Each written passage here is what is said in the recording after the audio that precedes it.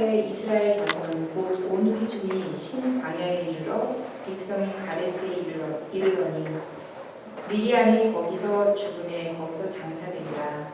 회중이 물이 없으므로 모세와 아론에게로 모여드니라. 백성이 모세와 다투어 말하여 이르되 우리 형제들이 여호와 앞에서 죽을 때에 우리도 죽었더라면 죽을 뻔하였도다.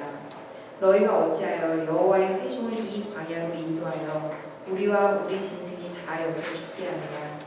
너희가 어찌하여 우리를 애굽에서 나오게 하여 이 나쁜 곳으로 인도하였느냐.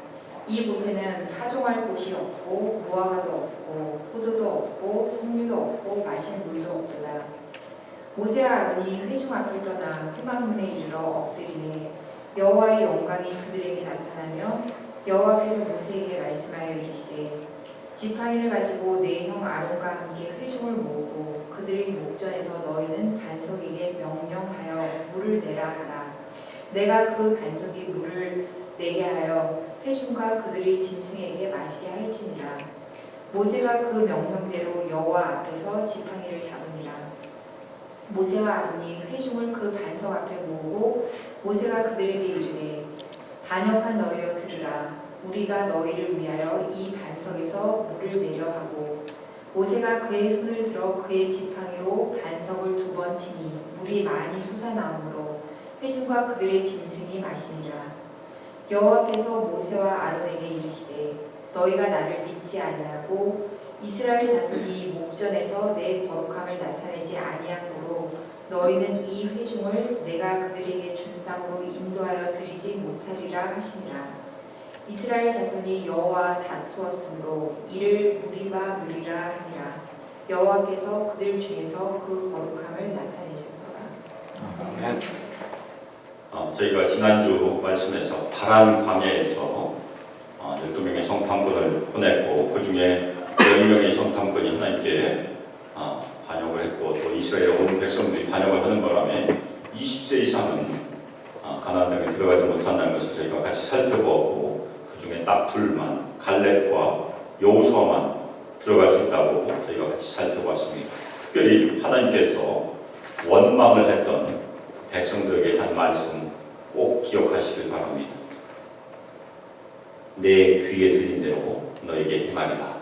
특별히 저희가 하나님께 개인적으로 원망할 수 있어요. 기도하면서 하나님께 솔직히 마음을 토로한 것은 시편에도 있습니다. 그런데 특별히 경계될 것은 많은 사람들이 듣는 앞에서 하나님께 원망하는 것, 특별히 공동체 안에서 하나님을 원망하는 것은 하나님께서 그냥 놔두시지 않는다. 왜냐하면 많은 사람들의 믿음을 실족시키기 때문에 그렇다고 말씀드렸습니다. 그 이후에 거의 40년이 흘렀어요. 정확하게 얘기하면 37년 6개월 정도가 흘렀습니다. 파란 광야의 일이 출애굽을 한 지 2년 반 지났을 때이고 오늘 이야기는 그 후에 37년 반 지난 때입니다. 40년째 되는 날, 첫째 달이라고 오늘 성경에 얘기하는데 이것이 출애굽한 지 40년째 되는 첫 번째 달 이야기입니다. 이스라엘 백성들은 광야를 돌고 또 돌았습니다. 40년을 방황했습니다.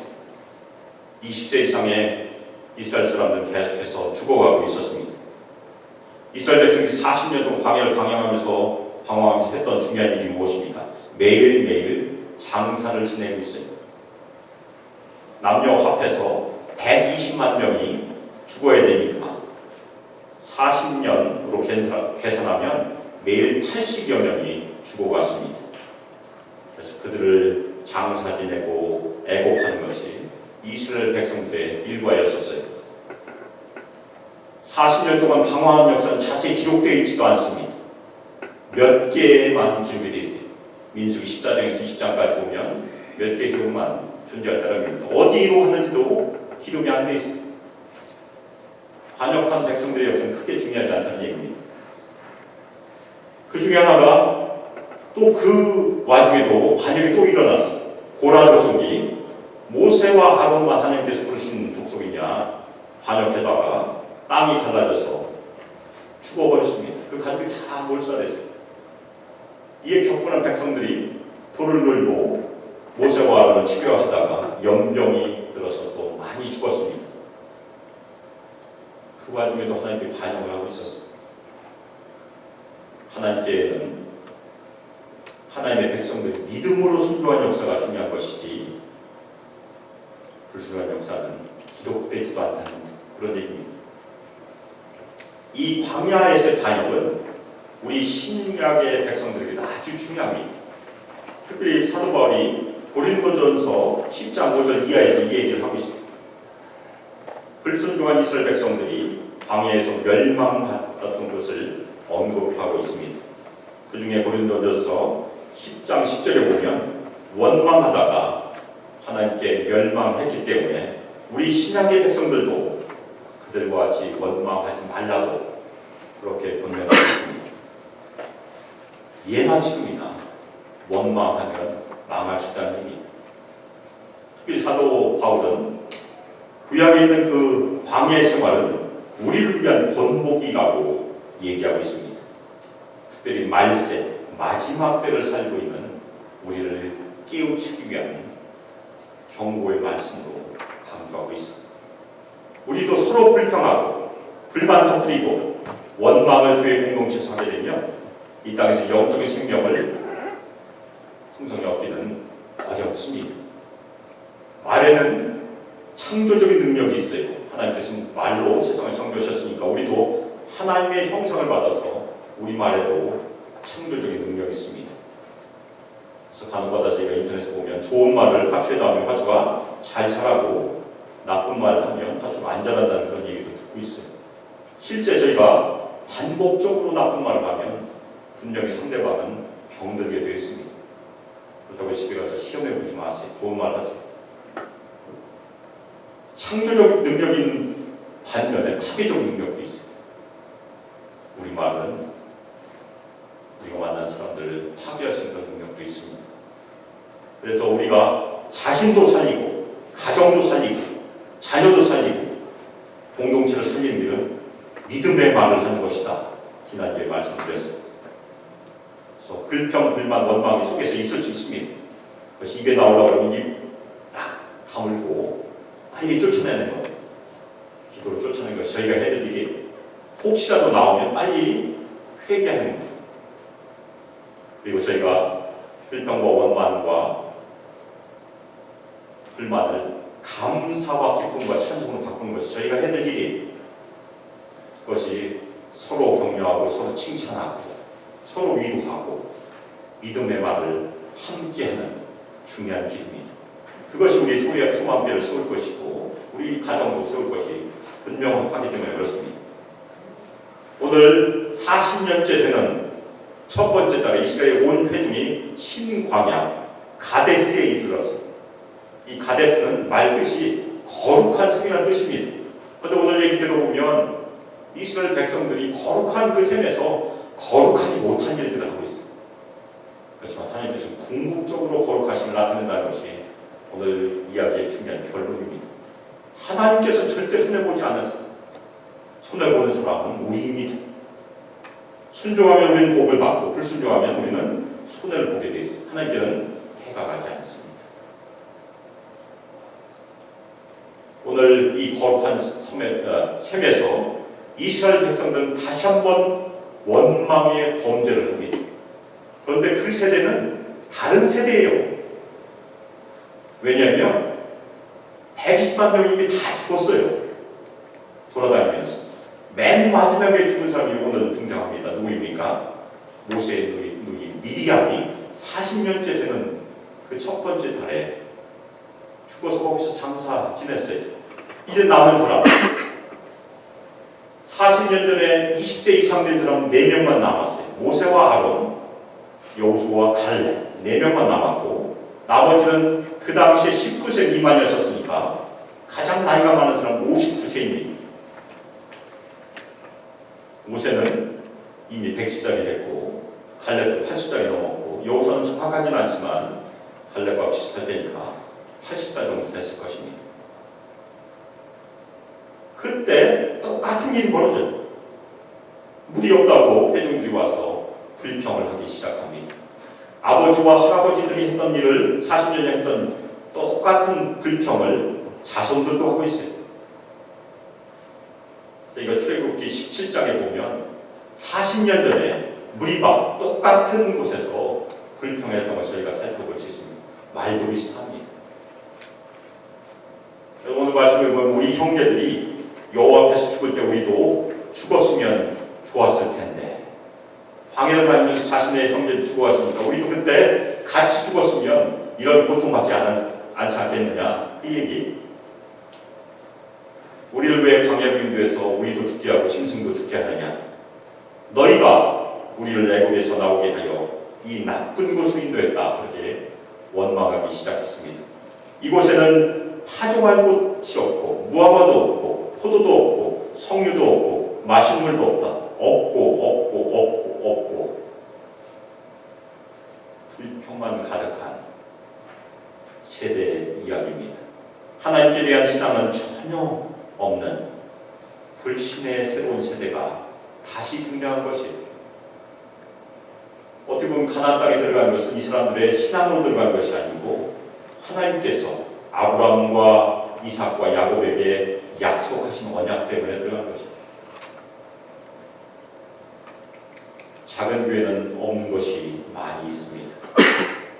그래서 저희도 없다 불평하다 보면 저희도 비슷한 꼴이 되는 것입니다. 계속 불만을 토로하면 교회도 사그러질 것입니다. 오히려 저희 작은 교회에서 있는 것을 소중히 여기고 가장 소중히 여길 것이 무엇이겠습니까? 바로 옆에 있는 분들이에요. 이 자리를 채워주고 있는 우리 성도들을 저희가 소중히 먼저 여겨야 됩니다. 거기서부터 우리가 감사를 이끌어내는 것이 저희 작은 교회가 살 수 있는 중요한 비결입니다. 원망하다 보면 끝이 없어요. 불평과 원망이 대물림되고 있는 현장을 저희가 보고 있지만 그것을 끊어야 되는 것이 저희의 책임이기도 합니다. 하나님께 반역했던 세대는 다 죽었어요. 그런데 다음 세대는 똑같은 불평하고 있어요. 우리는 어떠해야 됩니까? 우리의 부모의 신앙이 자식들에게 대물림되지는 않아요. 유전되지 않아요. 그것은 저희가 감사해야 될 중요한 일입니다. 그렇지만 우리의 신앙이 자녀들에게 영향을 미칠 수는 있어요. 불평과 원망의 신앙을 부모가 계속해서 보여주면 자녀들도 선한 영향을 미치긴 쉽지 않습니다. 우리가 신실한 신앙의 모범을 보이면 그것은 선한 영향을 미칠 수 있어요. 우리가 세상적인 믿음이나 불평과 원망의 신앙을 끊어야 되는 것이 우리 자손을 위한 중요한 신앙입니다. 한 유명한 목사님이 늦게 예수님 믿게 되었는데 그분이 늘 가슴에 새기는 중요한 상이 무엇이냐면 그 아버님도 늦게 예수를 믿었습니다. 그런데 평생 동안 그 아버님이 신실하게 예수를 섬기시다가 소중하셨어요. 특별히 돌아가실 때 기도하는 모습으로 돌아가셨다는 것이 늘 그 목사님 가슴에 새겨져 있었습니다. 저희가 그런 신앙을 보여준다면 우리 자손들에게도 언젠가는 반드시 하나님의 은혜가 임하리라 믿습니다. 모세와 아론을 지난주에 말씀과 비슷하게 회막문에 엎드렸어요. 하나님의 처분을 구하는 그런 행동입니다. 그때 하나님께서 개입하시고 모세에게 말씀하셨습니다. 지팡이를 가지고 내 형 아론과 함께 온 회중을 모으라. 그리고 백성들의 앞에서 반석에게 명령을 해서 물을 내라. 그렇게 명령하셨습니다. 그러자 모세는 하나님의 말씀대로 하나님 앞에서 지팡이를 잡았습니다. 그런데 그 다음 행동이 비껴나기 시작했어요. 모세와 아론이 회중을 그 반석 앞에 모으고 말했습니다. 반역한 너희여 들으라.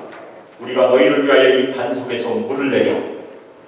그리고 모세가 그의 손을 들어서 지팡이로 반석을 2번 쳤습니다. 그런데 반석에서 물이 펄펄 솟아나와서 온 회중과 짐승이 다 먹었어요.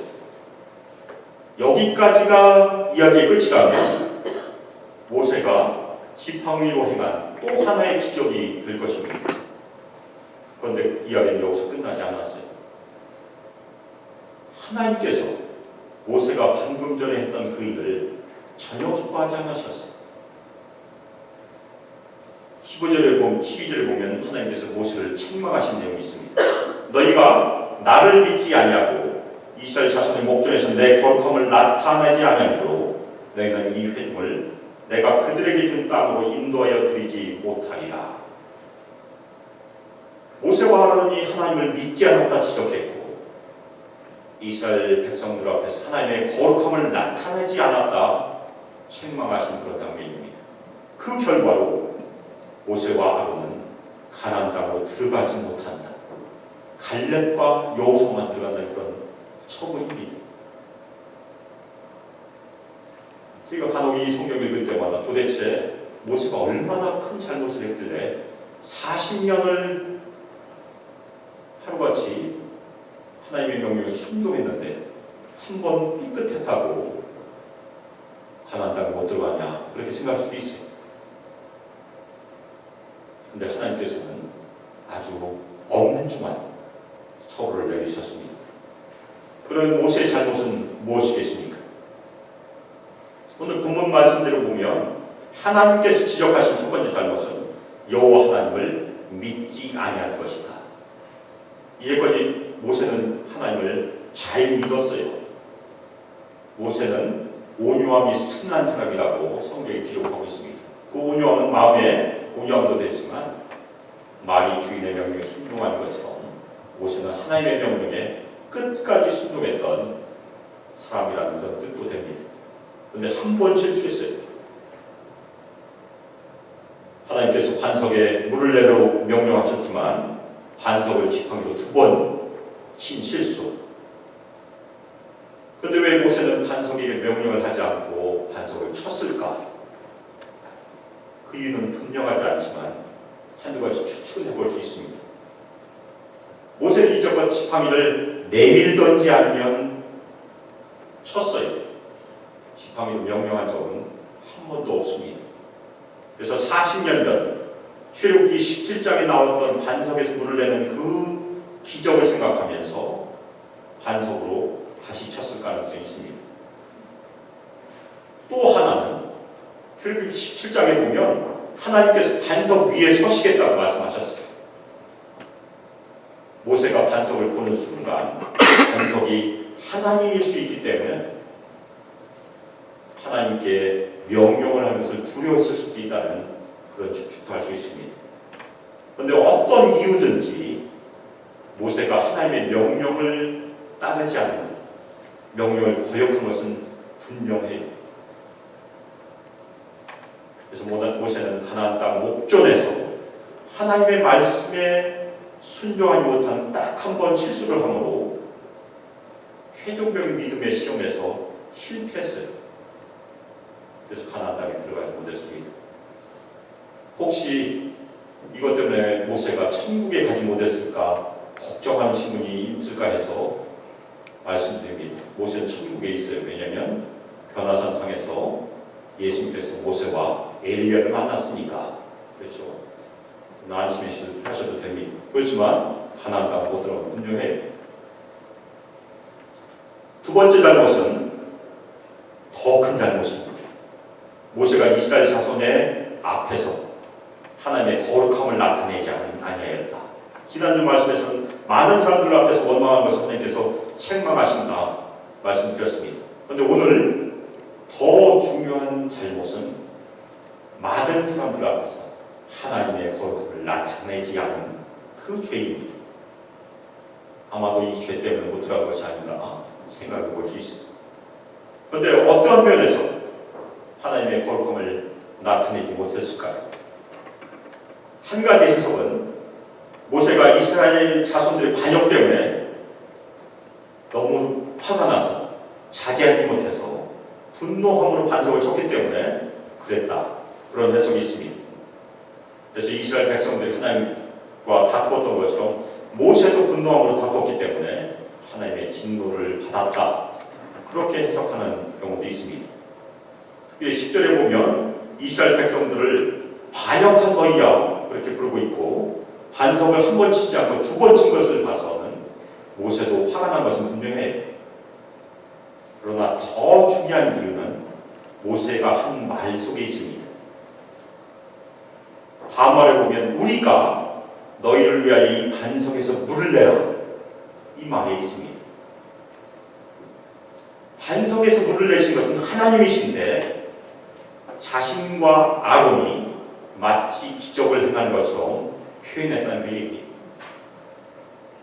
이것을 시편 106편 33절에 모세가 그의 입술로 망령되이 말하였다 그렇게 얘기했습니다. 짧은 한마디지만 망령된 말을 백성들에게 했다는 것이 중요한 귀하겠다는 그런 말씀입니다. 얼마나 말이 중요합니까? 40년을 순종했는데 말 한마디로 미끄러진 것이고, 모세는 하나님의 말씀을 믿지 아니했고 하나님 대신에 자신을 드러내고 하나님의 거룩함을 나타내지 못했기 때문에 결국 가나안 땅에 들어가지 못했습니다. 제가 이미 말씀드렸던 것처럼 오늘 이야기는 우리의 본보기입니다. 그럼 우리가 찾아야 될 본보기가 무엇이겠습니까? 모세가 실수하면서 저희는 실수하면 안 된다는 얘기입니다. 첫 번째, 우리는 끝까지 하나님을 믿어야 돼요. 하나님을 믿는데 치명적인 실수는 해서는 안 됩니다. 우리가 이 땅에서 꼭 지켜야 될 믿음의 태도는 끝까지 생명이 닿는 순간까지, 우리 숨이 걷어지는 순간까지 예수님, 하나님을 믿어야 된다는 것입니다. 그래서 저희가 성도의 견인, 성도의 인내라고 불러요. 인내. 그리고 우리가 끝까지 믿음을 지킬 때 하나님께서 우리를 보존하시니까 성도의 보존이 함께 옵니다. 마틴 로이드 존스 목사님의 설교 내용 중에 보면 성도들이 가장 큰 시험을 당할 때가 언제냐면 숨이 끊어지고 있을 때라고 합니다. 그때 가장 큰 의심을 준대요, 사탄이. 과연 예수께서 너를 구원하신 것이 맞냐? 그렇게 의심을 준다고 합니다. 그래서 저희가 작년에 임종전에 보면 많은 분들이 찬송가를 불러드립니다. 끝까지 그 찬송가를 듣고 믿음을 지키기를 위해서 그 찬송가 부른 것을 이해합니다. 그것이 우리의 마지막 시험이에요. 믿기 어려울 때 하나님을 믿는 것이 소중한 믿음입니다. 로마서 4장 18절에 보면 아브라함은 바랄 수 없을 때, 아이를 낳을 소망이 아예 없을 때 바라고 믿었다고 아브라함 믿음을 칭찬하고 있어요. 우리도 아브라함처럼 믿기 힘들 때, 소망이 전혀 없을 때, 그때라도 전능하신 하나님을 믿어야 됩니다. 그리고 그 하나님은 불가능이 없으신 하나님이라고 저희가 찬양해야 되는 것이고, 없는 것을 있는 것으로 부르신 하나님을 꼭 믿어야 됩니다. 그것이 저희가 꼭 지켜야 될 믿음의 태도입니다. 하나님께서는 끝까지 포기하지 않는 믿음의 인내를 기뻐하시기 때문입니다. 끝까지 하나님의 약속의 말씀을 믿음으로 순종하셔서 하나님께 모두 하늘의 상급을 받으시기를 예수 그리스도의 이름으로 축복합니다. 두 번째, 저희가 이 땅에서 하나님의 거룩함을 나타내야 돼요. 모세는 실패했지만 저희는 실패하면 안 됩니다. 어떻게 하면 그렇게 할 수 있을까? 우리는 끝까지 자신을 부인하고 하나님 중심의 신앙을 살아야 됩니다. 우리는 죽고 예수는 살아야 되는 것이 우리의 신앙이에요. 모세가 망령된 말을 한 것은 내가라는 말이었습니다. 그것은 나 중심의 신앙이고 바로 교만의 죄에 해당해요. 하나님께서는 교만을 제일 싫어하십니다. 따라서 우리는 내가라는 말을 계속해서 버려야 돼요. 그리고 하나님께서라는 말을 계속해서 해야 되는 것이 우리의 신앙의 무게중심을 바꾸는 중요한 실천입니다. 그러기 위해서 우리는 질문을 잘해야 돼요. 질문을 잘해야 답도 잘 나옵니다. 그래서 제가 세 가지 질문을 예로 들어보겠습니다. 먼저, 내가 하나님을 위해서 무엇을 할 것인가? 그렇게 저희가 질문할 수 있어요. 여기서 주어는 나입니다. 그럴듯해 보이지만 이것은 나 중심이기 때문에 나의 이기적인 욕심을 위하여 진짜 하나님이 아닌 가짜 하나님을 만들 수 있어요. 가장 위험한 우상 숭배 중에 하나입니다. 내 욕심을 이루기 위해서 성경에 계시된 하나님이 아니고 다른 하나님, 가짜 하나님을 섬기신 것이 첫 번째 질문의 위험입니다. 그럼 이것을 다 뒤집어보면 어떻게 됩니까? 다음 질문은 하나님께서 나를 통하여 무엇을 하길 원하십니까? 그래도 많이 진전됐습니다. 이 정도만 돼도 저희 대부분 이렇게 저희가 물어봐요. 그렇죠?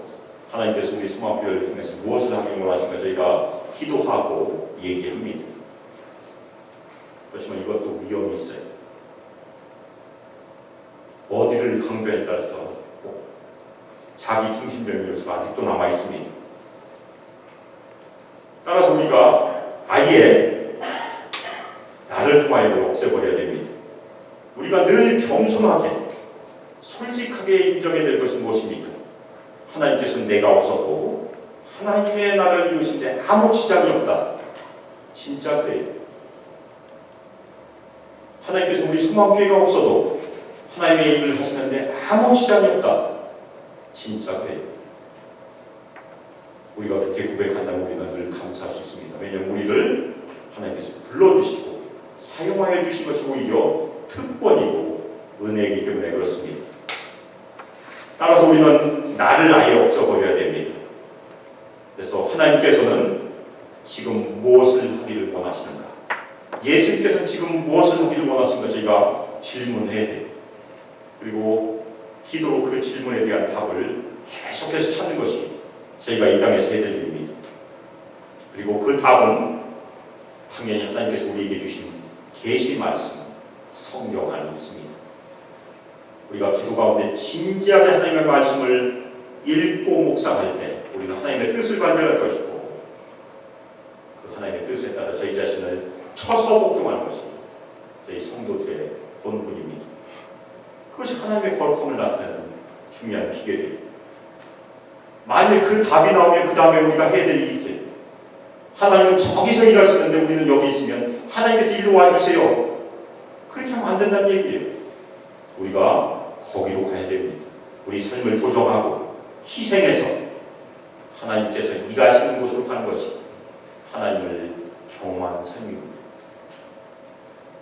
나를 철저히 부인하면 할수록 우리는 하나님을 더 경험할 수 있습니다. 나를 철저히 부인하면 할수록 우리는 하나님의 크기의 일도 경험하리라 믿습니다. 그래서 우리 모두 다 하나님의 뜻을 발견하기 위해서 먼저 자신을 끊임없이 부인하시기를 예수 그리스도의 이름으로 축복합니다. 특별히 예수님께서 하셨던 기도처럼 내 뜻대로 마옵시고 아버지 뜻대로 하시옵소서. 그것이 저희의 기도가 되어야 됩니다.